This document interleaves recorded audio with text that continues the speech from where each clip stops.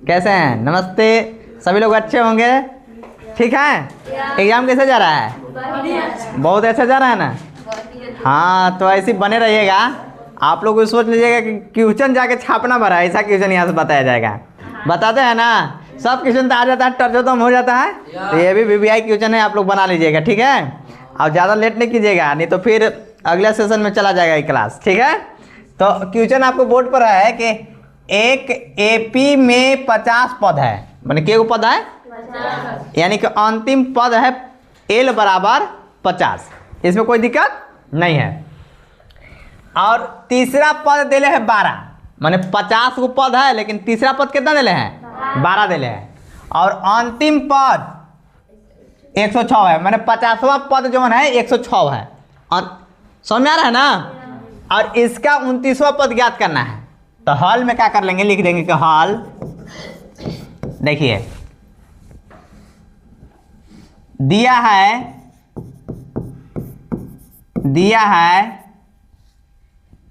AP के 50 पद हैं। एपी में दिया है एक एपी में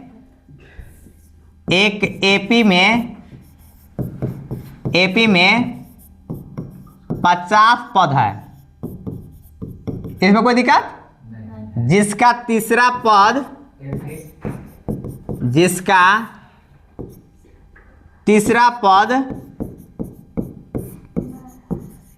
यानी कि A3 ना, तीसरा पद A3 बराबर 12।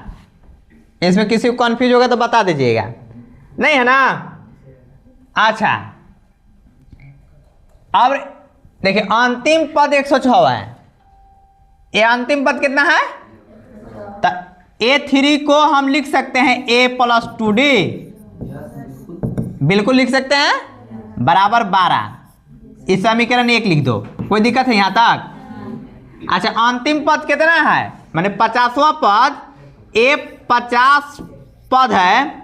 A50 पद बराबर में कितना दिले है? 106। यहाँ तक कोई दिक्कत किसी को? इसको A+49D बराबर में 106 लिख सकते हैं क्या? तो ये समीकरण 2 हो जाएगा। अब बताओ, ए अब हमको ज्ञात करना था, इस जगह हम लिखबो नहीं किया। ज्ञात करना है क्या? चलो ज्ञात करना है क्या चीज? ज्ञात करना है, लिख दो। ज्ञात करना है 29वां पद ना, 29वां पद, यानी कि A29 ज्ञात करना है ना। A29 बराबर में हुआ। चलिए यहाँ से अब तो समझ में आ गया होगा। समीकरण 1 और समीकरण 2, तो यहाँ सब लिखते जा रहे हैं। समीकरण 1 और 2 से चलो लिख लेते हैं, सजा देते हैं। A+2D बराबर 12 और A+49D बराबर में 106। अब क्या करेंगे? इस जगह एक जैसा हो गया, इसलिए घटाने पर एक जैसा नहीं रहता तो कोई भी जिससे गुना कर सकते थे ना। अरे गुना कर सकते, समीकरण बना सकते थे। तो इसमें अब हाई है तो हमको ज़्यादा दिमाग लड़ाने की जरूरत नहीं है, घटाने पर लिख देते हैं। कहाँ पर? घटाने पर। तो प्लस है तो माइनस, प्लस है तो माइनस, प्लस है तो माइनस। जब घटाने पर तो चिन्ह बदलता है, प्लस में माइनस में खत्म। 2 में से 49 गया तो कितना बचेगा? माइनस में 47D। आई 106 में से 12 गया तो 6 में से 2 गया 4 और 9 बचेगा, 10 में से गया 9। आई माइनस से लगा हुआ तो माइनस में, माइनस माइनस क्या हो गया? समाप्त। तो D बराबर क्या हो गया? D बराबर 94/47। 47 गुना के 94। D बराबर कितना हो गया? 2। अब D पता चल गया। अब A बराबर तो हम निकाल ना लेंगे, काहे कि A29वां जब ज्ञात करना होगा तो A+28D, तो A हमको निकालना ना होगा। तो A है नहीं, तो A तो हमको ज्ञात करना है। तो D का मान समीकरण 1 में रखेंगे तब वो, समीकरण 2 में रखेंगे तब वो, कोई दिक्कत नहीं है। तो लिखें नहीं, ट्यूशन अभी रुक जाइए, बाद में 4 बजे से पढ़ाएंगे आप लोग के, ठीक ना। अभी इन लोग को पढ़ा ले रहे हैं, इसके बाद आप लोग को पढ़ाएंगे, ठीक? ओके। अभी सर लोग नहीं हैं और सर नहीं आए हैं, ठीक है ना। अब आप लोग बैठ जाइए वही क्लास में। अब D बराबर 2 समीकरण 1 में रखने पर, समीकरण 1 में रखने पर किसी को दिक्कत? नहीं है ना दिक्कत। अब देखिए समीकरण 1 जो है a प्लस 2d बराबर में कितना है, 2d बराबर में 12 है, यही ना है। a का a और 2 का 2 और d का मान कितना रखना है 2 बराबर में 12। a प्लस 2 दूना के 4 बराबर में 12, तो a बराबर हो गया 12, ये प्लस में तो क्या हो जाएगा माइनस में, तो a बराबर हो गया 12 में से 4 गया 8। इसमें किसी को कोई कंफ्यूज है? a बराबर प्राप्त हो गया, a मिल गया, d मिल गया। अब हमको ज्ञात करना है कौन, a 29वां ज्ञात करना है। अब हमको a 29वां ज्ञात करना है, तो a 29 बराबर क्या लिख सकते हैं, a प्लस 28d लिख सकते हैं। अब देखिए a का मान कितना आया है 8। अभी रुक जाइए, आप जा करके पढ़ा लिख के दिखाइए हमको। पढ़ा लिखिएगा ना, टेबल 20 तक लिख दीजिए ना, ठीक है। 8 हो गया प्लस, देखिए अभी तो देखिए बच्चा है ना तो बहुत बढ़िया है, ऐसे वो लगन से पढ़ रहा, बहुत अच्छा मन लगा पड़ता है। लेकिन 28 और गुने डी कितना है 2। 28 प्लस 28 गुना के 56, और 56 और 8 कितना हो गया 64। अतः लिख देंगे, अतः 29वां पद बराबर में 64 आंसर। चलिए नेक्स्ट क्वेश्चन है वीवीआई कौन। देखिए आप लोग को बोर्ड पर लिखा हुआ है, ये वीवीआई क्वेश्चन है जो कि 43 है। 43 क्वेश्चन पूछा जाएगा। उस बिंदु के निर्देशांक ज्ञात करें जो बिंदुओं -1 7 और 4 -3 को मिलाने वाले रेखाखंड को 2:3 के अनुपात में विभाजित करता है। यानी निर्देशांक ज्ञात करना है। तो निर्देशांक तो आप लोग को है मालूम। चलिए निर्देशांक कैसे ज्ञात करना है, हल में लिख लेंगे। हल देखिए, उस बिंदु का निर्देशांक ज्ञात कीजिए। मान लीजिए कि माना कि निर्देशांक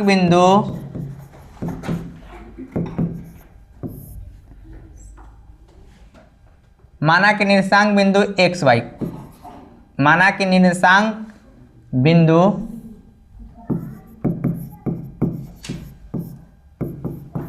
एक्स वाई। चलिए यहां तक लिख लीजिए। और दिया क्या है, जो बिंदु -1 7 और 4 3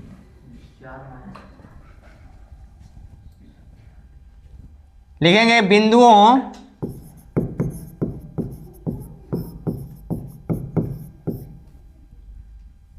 है जो बिंदुओं A का निर्देशांक -1 7 और B का निर्देशांक 4 -3 है। देखिए यही रेखाखंड है, A का निर्देशांक 4 -3 और A का निर्देशांक कितना है -1 और 7, और B का निर्देशांक है 4 -3, और इसी को 2:3 में है। ये कितना है 2:3, यानी कि 2 भाग इधर और 3 भाग इधर है, यानी 2 भाग इधर और 3 भाग इधर। अब माने हैं P का निर्देशांक कितना x और y। इसमें किसी को दिक्कत कोई, यहाँ तक तो चलेगा ना, बनाने आएगा ना जी। यहाँ तक कर लिए। अब विभाजित करता है, यानी कि विभाजन सूत्र लगेगा। तो विभाजन सूत्र मुझे मालूम रहना चाहिए, तभी हमको पता चलेगा कि क्या क्या चाहिए। चलिए विभाजन सूत्र हमको मालूम होना चाहिए। तो विभाजन सूत्र बराबर क्या होता है पता है? चलिए विभाजन सूत्र आप लोग बताइए। विभाजन सूत्र क्या होता है, x बराबर क्या होता है m1 x2 plus m2 x1 बटा में m1 प्लस m2। एगो y बराबर होता है क्या m1 y2 plus m2 y1 बटा में m1 प्लस m2। किसी को दिक्कत यहाँ तक है? अब यही है, हमको m1 मालूम होना चाहिए और m1 है तो m1 तो है 2, m2 भी 3 है, x1 चलिए अब इसमें x1 y1, इसमें x2 और इसमें y2। आ रहा समझ में ना? यानी कि x1 बराबर बताओ तो कितना है? x1 बराबर कितना है? -1। और y1 बराबर कितना है? 7। x2 बराबर कितना है? 4। y2 बराबर कितना है? -3। हाँ ठीक है, x2 y2। हाँ m1 बराबर कितना है बताइए? m1 बराबर कितना है? 2। m2 बराबर कितना है? 3। इतना ही की जरूरत है, इतना हमको मिल गया है। चलिए अब विभाजन सूत्र से बैठा देते हैं। अब विभाजन सूत्र से x बराबर m1 x2 plus m2 x1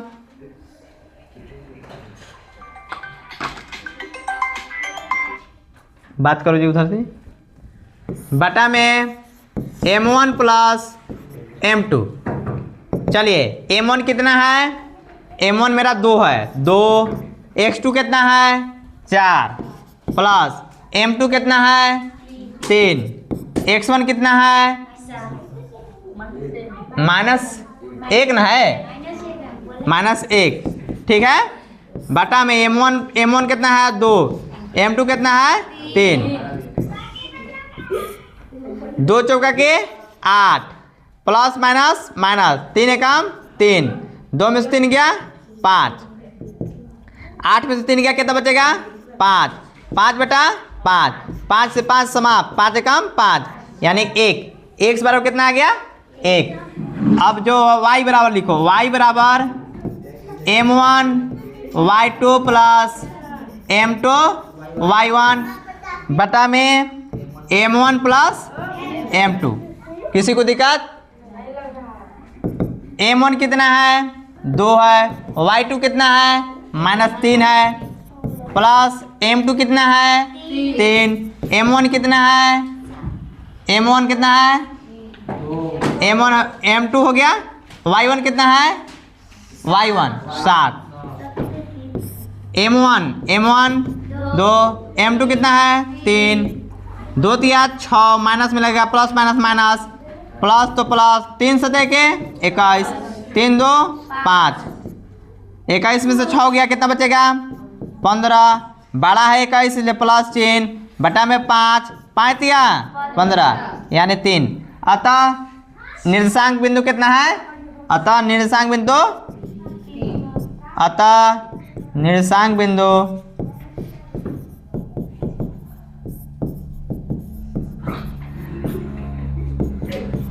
एक भाई था ना, यानी कि P का निर्देशांक बिंदु कितना हो गया? 1 और 3 हो गया आंसर। चलिए नेक्स्ट क्वेश्चन है, आकृति में OA into OB OC into OD है, दर्शाइए कि कोण A बराबर कोण C और कोण B बराबर D। यानी कि दर्शाना क्या है कि कोण A बराबर जितना है E कोण जितना बराबर में है कोण C है, यानी कि A वाला है, और कोण B बराबर में है कोण D A वाला है। ये दर्शाना है ना रे। तो अभी हमारा क्या दिया है बताओ तो, बताइए। हल दिया है OA इंटू OB बराबर OC इंटू OD, इतना लिख सकते हैं ना। अरे दिया हुआ है तो हम ऐसे लिख सकते हैं क्या? OA बटा गुना में है तो बटा में आ जाएगा ना, OC बराबर बराबर OD बटा OB, ऐसे लिख सकते हैं क्या? कोई दिक्कत किसी को? अच्छा अब E कोण देखिए यहाँ, E कोण बराबर में E कोण लिख सकते हैं। कैसे लिख सकते हैं बताइए? लिखेंगे कि कोण AOD बराबर कोण AOD बराबर कोण BOC, कोण बी ओ से काहे ही है। अरे ऐसा कौन रहता है तो शीर्षाभिमुख कौन रहता है, कौन सा कौन रहता है। कहाँ बिजी है तुम लोग रे, यहाँ बता रहे हैं तो उधर नीचे लिख रही है तुम लोग, नहीं समझ में आएगा फिर बाद में। शीर्षाभिमुख कौन, कौन सा कौन हो गया ये, कौन से, कोई दिक्कत। यहाँ तक किसी को दिक्कत है तो बताना जी बाबू, नहीं है ना। अच्छा ई जोन है, ई देखो इस समीकरण 1 लिखो और समीकरण 2 लिखो।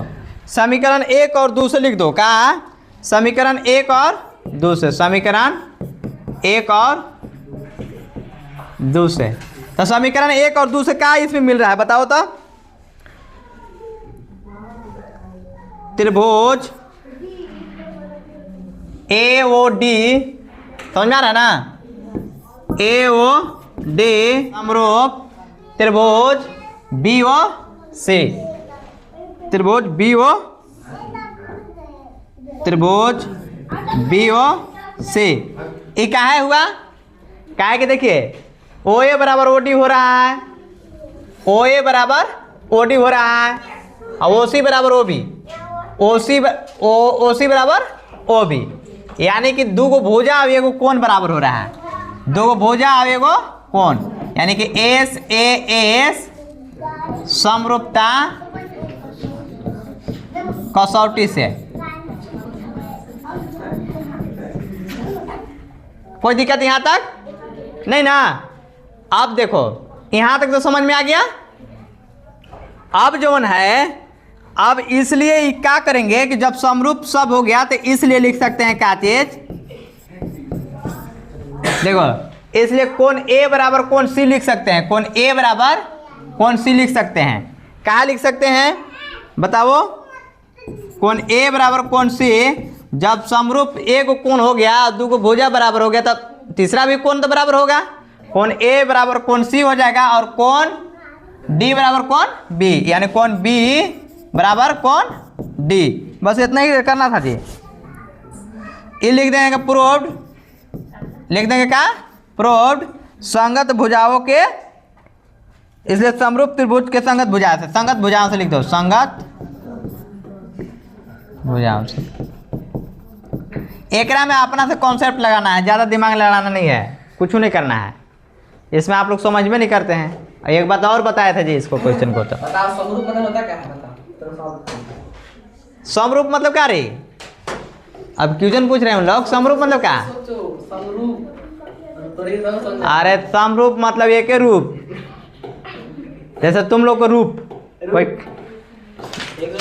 रूप है ना, मनुष्य है तो मनुष्य का रूप रहेगा, जानवर है तो जानवर का रूप होगा, होगा कि नहीं होगा।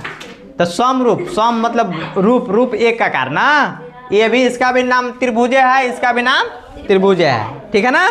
इसलिए अब एगो त्रिभुज एगो आयत में अगर करते समरूप तो होता नहीं, माने एगो रूप माने एक जैसा रूप ना। बनाइए इसको।